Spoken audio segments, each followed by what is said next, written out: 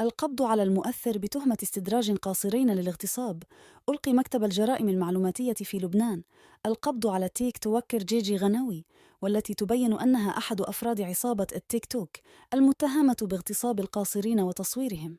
وأوضح مصدر أمني لبناني قناة العربية اليوم أنه تم توقيف التيك توكر جيجي، واسمها الحقيقي غدير غنوي، لأنها قامت بإغراء القاصرين واستدراجهم للوقوع في فخ العصابة. وأضاف المصدر أن جيجي هي إحدى أفراد عصابة التيك توكرز التي شغلت الشارع اللبناني الأسبوع الماضي، بعدما تم اكتشاف استدراج عشرات الأطفال عبر تطبيق الفيديوهات الصغير إلى شقق وفلل خاصة، حيث تم التحرش بهم واغتصابهم.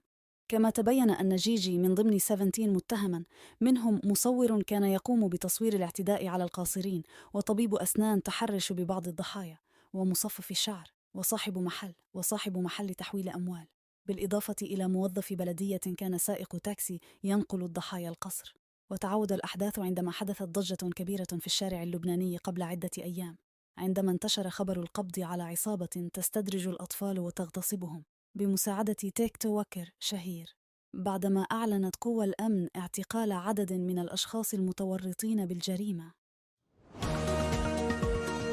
إلا عجبكم الفيديو الخوت خلوا معكم شي اشتراك وشي لايك، وخلونا في الكومنتات الموضوع اللي بغيتو نهضروا فيه. وشكرا جزيلا.